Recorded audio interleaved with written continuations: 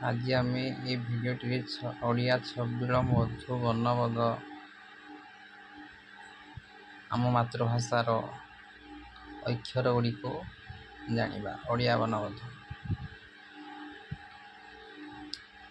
ଓଡ଼ିଆ ବର୍ଣ୍ଣମାଳା ସ୍ୱରବର୍ଣ୍ଣ।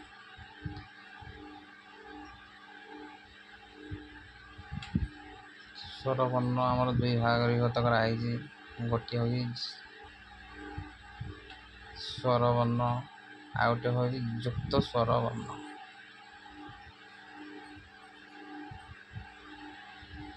ଅ, ଆ, ହର୍ଷ ଇ, ଦୀର୍ଘ ଇ, ହର୍ଷ ଉ, ଦୀର୍ଘ ଉ, ରୁ, ଦୀର୍ଘ ରୁ, ଲୁ।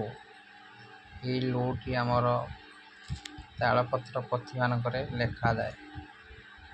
ଏ, ଐ, ଓ, ଔ। ଐ ଆଉ ଓ ଏ ହେଉଛି ଯୁକ୍ତ ସ୍ୱରବର୍ଣ୍ଣ। ଓ, ଇ ଏଇ ଦୁଇଟା ଅକ୍ଷରରେ ଏଇ ଐଟା ଆମର ଗଠିତ ହୋଇଛି। ଆଉ ଓ ଆଉ ଉ ଏ ଦୁଇଟା ମିଳନରେ ଏଟା ହେଇଛି ଓ ଉ।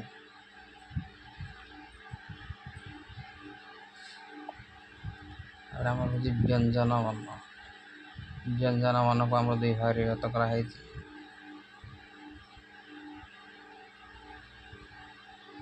କ ଠୁ ମ ପର୍ଯ୍ୟନ୍ତ ଅକ୍ଷର ଗୁଡ଼ିକୁ ବର୍ଗୀୟ ବ୍ୟଞ୍ଜନ କୁହାଯାଏ। କ, ଖ, ଗ, ଘ, ଘ, ଙ।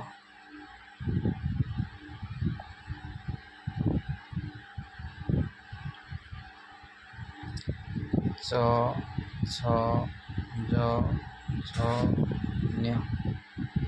ଟ, ଠ, ଡ଼, ଢ, ଣ। ତ, ଥ, ଦ, ଧ, ନ। ପ, ଫ, ବ, ଭ, ମ।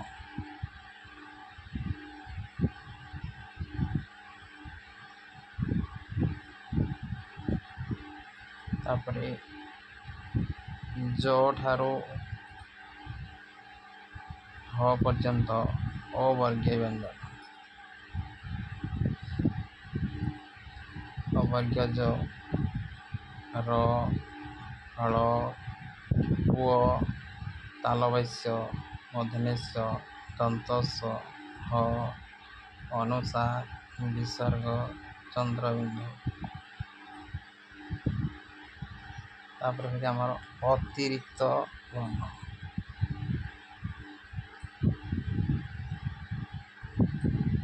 କ୍ଷ,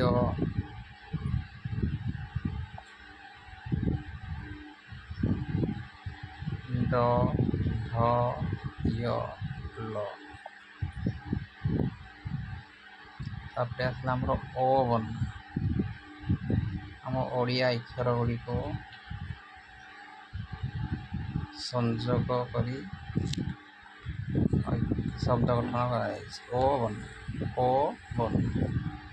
ଓ ଆମେ ଯେଉଁ ପଢ଼ିଲେ ତାହାର ବର୍ଣ୍ଣନା କିପରି କରାଯାଏ।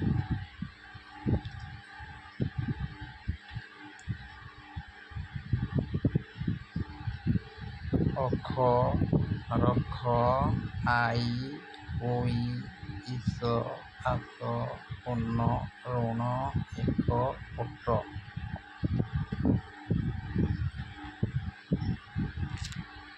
କର,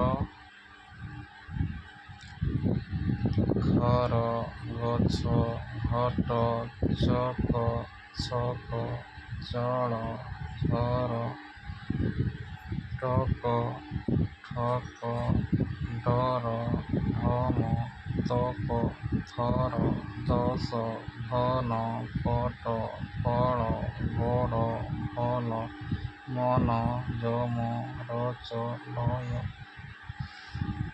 ଯଶ, ଚଷ, ରସ, ହଳ। ତାପରେ ଆମର ତିନିଟି ଅକ୍ଷରକୁ ନେଇକି ଶବ୍ଦ ଗଠନ।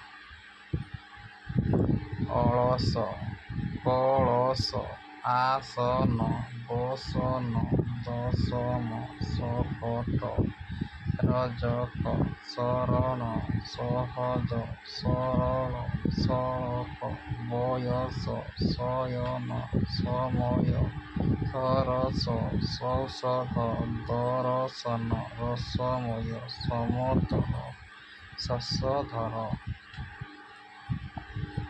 ତାପରେ ଅ ବନାର ଗୀତ। ଭଜ ମନ ଧନ ଜନ ରଥ ଗଢ଼ ଅଟ ଚଢ଼ ଘର ପଛ ବର ଗଛ ହଳ ଧର ହଳ କର।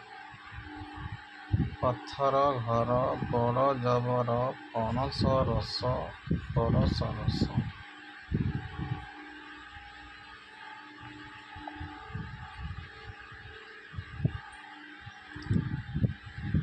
ତାପରେ ଆକାର ଯୋଗ।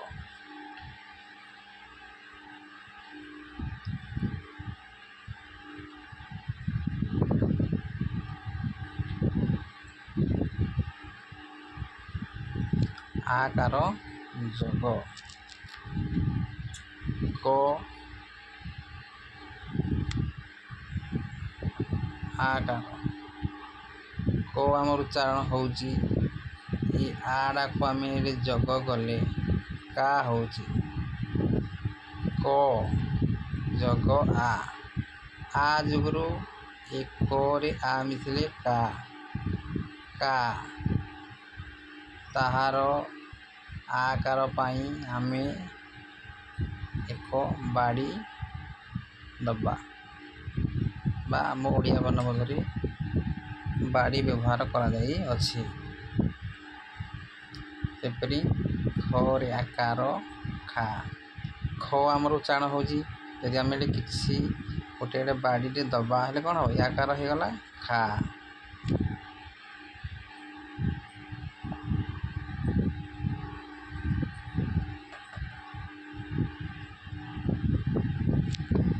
ଗୋରେ ଆକାର ଗା ଘରେ ଆକାର ଘା ଚରେ ଆକାର ଚା ଛରେ ଆକାର ଛା ଜରେ ଆକାର ଯା ଝରେ ଆକାର ଝା ଟରେ ଆକାର ଟା ଠରେ ଆକାର ଠା ଡରେ ଆକାର ଡା ଢରେ ଆକାର ଢା ଣରେ ଆକାର ନା ତରେ ଆକାର ତା ଥରେ ଆକାର ଥା ଧରେ ଆକାର ଦା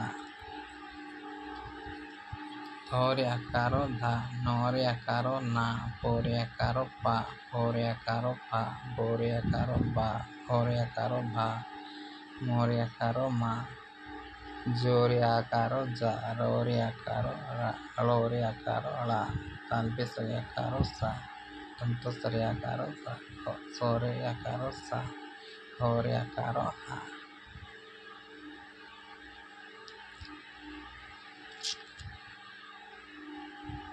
ହା ସେହିପରି ଆମର ଆକାର ପାଇଁ ଦୁଇଟି ଅକ୍ଷର ନେଇ ଶବ୍ଦ ଗଠନ। କା ମ ଏଇଟା ଗୋଟେ କ'ଣ ପିଲାମାନେ ବର୍ଣ୍ଣ ଦୁଇଟି ବର୍ଣ୍ଣର ମିଶ୍ରଣରେ ହେଇଛି। କା ମ କରେ ଆକାର କା ଯେ କରେ ଆକାର ଯୋଗ ଯୋଗରୁ ଇଏ କା ଉଚ୍ଚାରଣ ହେଲା। ମରେ କିଛି ଦିଆ ହେଇନି ସେଥିପାଇଁ ସେ ମ ଯଦି ଆମେ ଗୋଟେ ବାଡ଼ି ଦେବା କ'ଣ ହେବ କା ମା ଦିଆ ହେଇନି ସେଥିପାଇଁ ସେ କା ମ ଏ ଆକାର ପାଇଁ ଆ ଉଚ୍ଚାରଣ ହୁଏ କା କରେ ଆକାର ଦେଲେ କା କା ଖରେ ଆକାର ଖା ହେଲା କରେ ଆକାର କା ମ ଖା ଲ କରେ ଆକାର ଖା ଲ ଗା ଇ ଗାଈ ଘାସ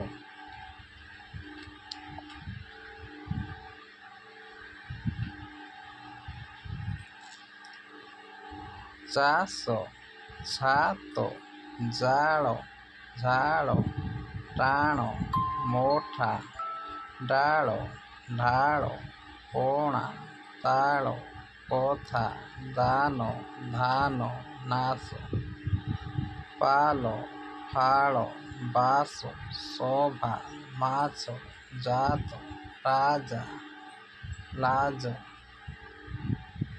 ଆଶା, ଭାଷା। ଦେଖ ପିଲାମାନେ, ଏଇଟା ଆମର ଦୁଇଟା ଆକାର ଦିଆହେଇଛି, ସେଥିପାଇଁ ଭା ସରେ ଆକାର ସା, ଭାଷା। ଏଠି ସାପ, ସାପା ହବନି, କାହିଁକି ଆକାର ଦିଆହେଇ ଭାଷା, ସାପ। ଆକାର ଯୋଗୁଁ ସେ ଆ ଉଚ୍ଚାରଣ ହଉଛି।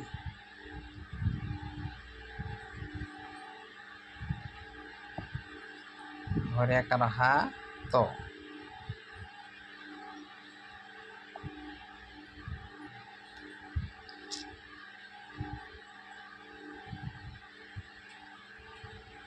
ତାପରେ ଆମର ତିନୋଟି ଅକ୍ଷରକୁ ନେଇ ଆକାର ଯୋଗର ଶବ୍ଦ ଗଠନ। କରେ ଆକାର କା, ମୋ ନା, କା ମୋ ନା। କରେ ଆକାର କା, କା ଉଚ୍ଚାରଣ ହେଲା। ପରେ ଆକାର ଦେବା ଯୋଗୁଁ କ'ଣ ହେଲା, କା ମୋରେ କିଛି ଦିଆହେଇନି, ସେଥିପାଇଁ ସେ ମୋ ସେଇ ଉଚ୍ଚାରଣ ଓ ବନାରେ ଉଚ୍ଚାରଣ ହେଉଛି।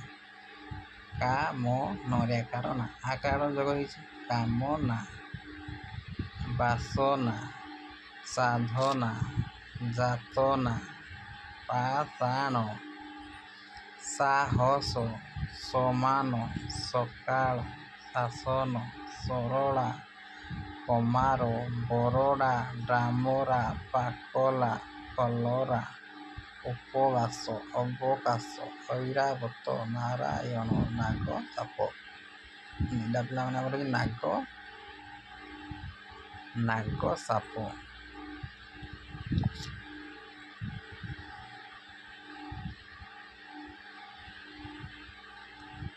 ତାପରେ ଆକାର ଯୋଗର ଚାରି ଟିକିଆ ଶବ୍ଦକୁ ନେଇ ଶବ୍ଦ ଗଠନ।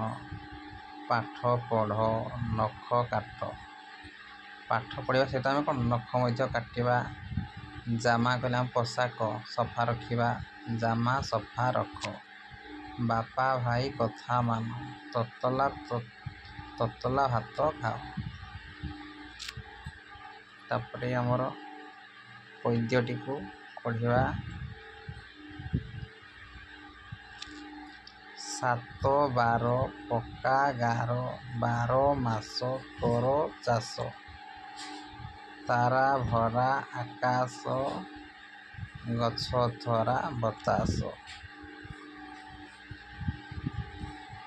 ଚାଷ କର, ଧାନ କାଟ, ଚାଲ ଭାଇ ଭଲ ବାଟ। ମନ ଲଗାଇ ପାଠ ପଢ଼, ସଦା ଅଳସ ବାଟ ଛାଡ଼। ନା ଆକାର ପାଇଁ ଆମେ ଏଇ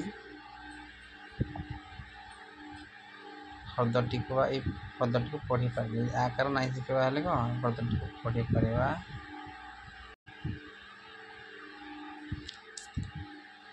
ପିଲାମାନେ ଆମର ଚା ପାଇଁ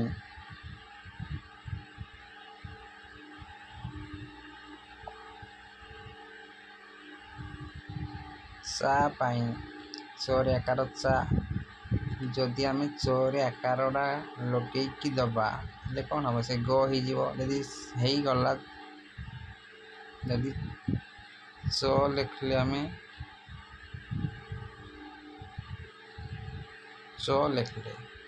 ସେ ଆକାର ଯଦି ଗ ହେଇଯାଏ, ହେଲେ ଆମେ କ'ଣ ଇଂରାଜୀର ଗୋଟେ 2 ଦେଇ ଦେବା, ହେଲେ କ'ଣ ହେବ, ସେ ଗ ହେଇଯିବ।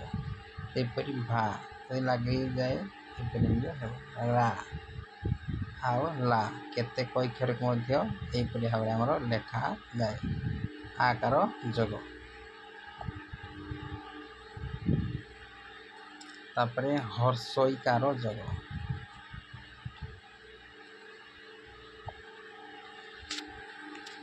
ହର୍ଷଇକାର ଯୋଗ।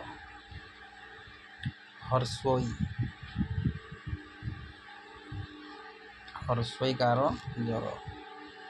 କ ରେ ହର୍ଷଇ, ଆମ ଓ ବନାରେ କ ଉଚ୍ଚାରଣ ହେଉଛି।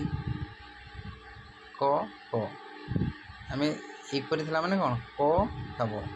ଏହିପରି ଯଦି ଆମେ ଏଇଟାକୁ ହର୍ଷଇକାରଟା ଯୋଗ କରିବା, ଆମର ଯେଉଁ ସ୍ୱରବର୍ଣ୍ଣର ସାହାଯ୍ୟରେ ଉଚ୍ଚାରଣ ହେଉଛି।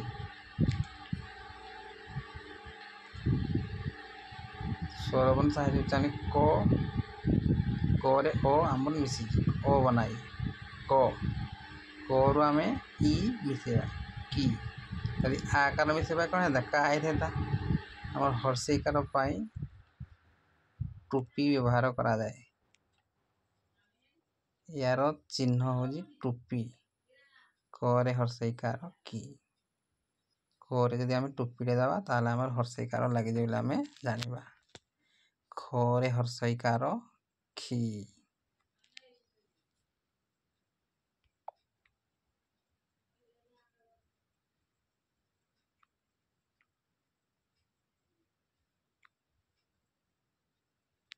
ঘরে হর্ষেইকার গি ঘরে হর্ষেইকার ঘি চরে হর্ষেইকার চি ঝরে হর্ষেইকার ছি জরে হর্ষেইকার ঝি ঝরে হর্ষেইকার ঝি ঠরে হর্ষেইকার ঠি ঠরে হর্ষেইকার ঠি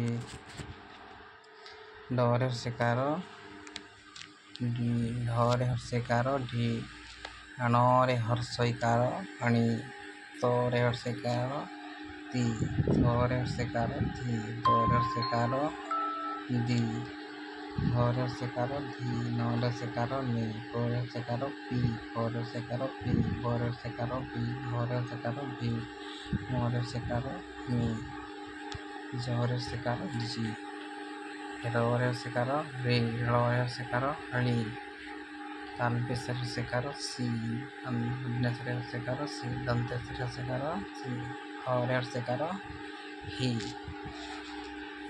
ପିଲାମାନେ ଆମେ ହର୍ଷେଇକାର ଯୋଗରେ ଦୁଇଟିକିଆ ଶବ୍ଦ ଗଠନ କରିବା। କିପରି ଉଚ୍ଚାରଣ କରାଯାଏ ତାହା ଆମେ ଏବେ ଉଚ୍ଚାରଣ କରିବା। ଚଟା ପିଲାମାନେ କ'ଣ ଆମର ଓ ବର୍ଣ୍ଣ। ଏଇଟା କରେ ହର୍ଷେଇକାର କି ମାନେ କରେ ଆମର ହର୍ଷେଇକାର ଲାଗିଛି ବୋଲି ଆମେ ଏବେ କି ଉଚ୍ଚାରଣ କଲେ ଚ କି। ଯଦି ଆମେ ପିଲାମାନେ କରୁ ହର୍ଷେଇକାରଟା ଲିଭେଇଦେବା କ'ଣ ହେବ ଚକ। ସେ ଟୋପିଟା ଦେଇଦେବା ହେଲେ କ'ଣ ହେବ ଚ କି ହେଲା। ହର୍ଷେଇକାର ପାଇଁ ଆମର ଇ ଉଚ୍ଚାରଣ କରାଯାଏ କି ଚ କି। ଯଦି ଆମେ ଏଇଟା କାଟିଦେବା ହେଲା ହର୍ଷେଇକାର ଉଚ୍ଚାରଣ ହେବ ନାହିଁ ଚ କ। ଯଦି ଆମେ ଫେର ଦେଇଦେବା ହେଲେ କ'ଣ ହେବ ଚ କି ହର୍ଷେଇକାର ଲାଗିଛି। ସେପରି ଆ ଖି ଗି ରି ଘି ଅ ମା ଛି ଜି ଆ ମୋ ଛି ମା ଟି ଠି କା ଢି ରା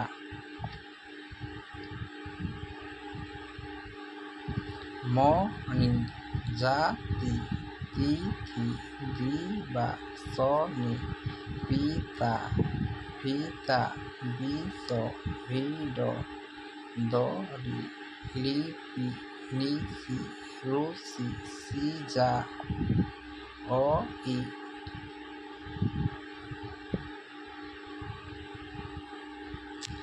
ତାପରେ ହର୍ଷେଇକାର ଯୋଗର ତିନିଟିକିଆ ଶବ୍ଦ ଗଠନ ଶିଶିର। ଯଦି ପିଲାମାନେ ଏଇ ହର୍ଷେଇକାରରୁ ଆମେ ହର୍ଷେଇକାର ଦୁଇଟାକୁ କାଟିଦେବା ହେଲେ କ'ଣ ପଡ଼ିବା ଆମେ ସ ସ ର ଯେହେତୁ ଦିଆହେଇଛି ସରେ ହର୍ଷେଇକାର ସି ସରେ ହର୍ଷେଇକାର ସି ର ଶିଶିର ହର୍ଷେଇକାର ଥିବା ଯୋଗୁଁ ସି ଉଚ୍ଚାରଣ ହେଉଛି। ନହେଲେ ଯଦି କାଟିଦେବା ସ ଦିଆହେଇଛି ସରେ ହର୍ଷେଇକାର ସି ସରେ ହର୍ଷେଇକାର ସି ର ଶିଶିର। ଅସିନ ହରିଣ ବିଚାର ମିଳନ ବଡ଼ିମା ଦିବସ ବାଳିକା ଅତିଥି ମହିଷ ବିଷମ ବଧିର।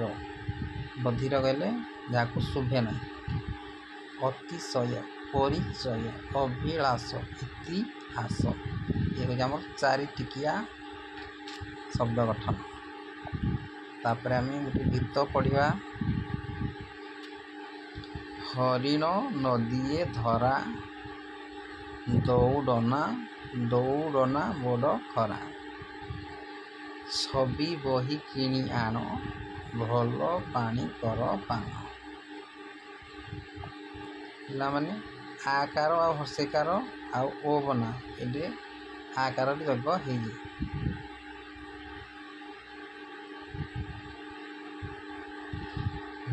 ଅରଣା ମଇଁଷି ରହିଛି ଅନାଇ, ମହିଷିର ପାଖ ନ ଯାଅ ଦନାଇ। ରାତି ପାହିଲାଣି ରାବଇ କାଉ, ଉଠ ଉଠ ମଠ ନକର ଆଉ। ରାତି ପାହିଗଲେ କ'ଣ ରାବଇ କାଉ, କାଉମାନେ ପ୍ରତ୍ୟେକ ଦିନ ସକାଳେ ରାତି ପାଇବା ପରେ ଡାକନ୍ତି ଆଉ ଲୋକମାନେ କ'ଣ ଜାଣନ୍ତି ଯେ ରାତି ପାଇଲା ଉଠି ଯାଆନ୍ତି ହେଲା। ସେଥିପାଇଁ ପିଲାମାନେ ଆମର ଆଉ ଗୋଟେ ଦିଆହେଇଛି ଏହିପରି ମଧ୍ୟ ଲେଖାଯାଏ।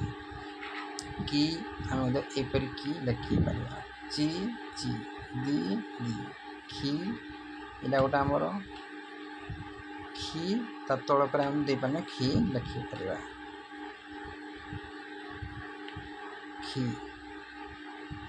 ଏପରି ଥି ଥି ଏପରି ଆମେ ଲେଖିପାରିବା। ଧଡ଼ାକୁ ତା ତଳ ପରେ 11 ଦେଇକି ଆମେ ଲେଖିପାରିବା ଧି।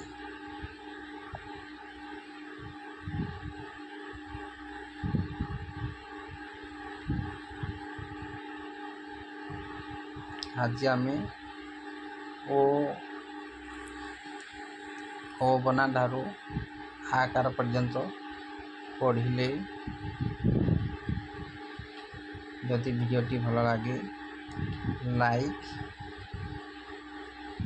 କରିବେ, ସେୟାର ମଧ୍ୟ କରିଦେବେ। ସେୟାର କଲେ ଅନ୍ୟ ପିଲାମାନେ ଶିଖିପାରିବେ। ଆଉ କମେଣ୍ଟ କରିବେ ଭିଡ଼ିଓଟି କେମିତି ଲାଗିଲା। ଆଉ ଚ୍ୟାନେଲକୁ ମୋର ସବସ୍କ୍ରାଇବ୍ କରିଦେବେ, କାହିଁକିନା ଏହିପରି ନୂଆ ନୂଆ ଭିଡ଼ିଓ ତିଆରି କରିବା ପାଇଁ ମୋଟିଭେଟ୍ କରିବେ। ଧନ୍ୟବାଦ, ରହୁଛି, ନମସ୍କାର।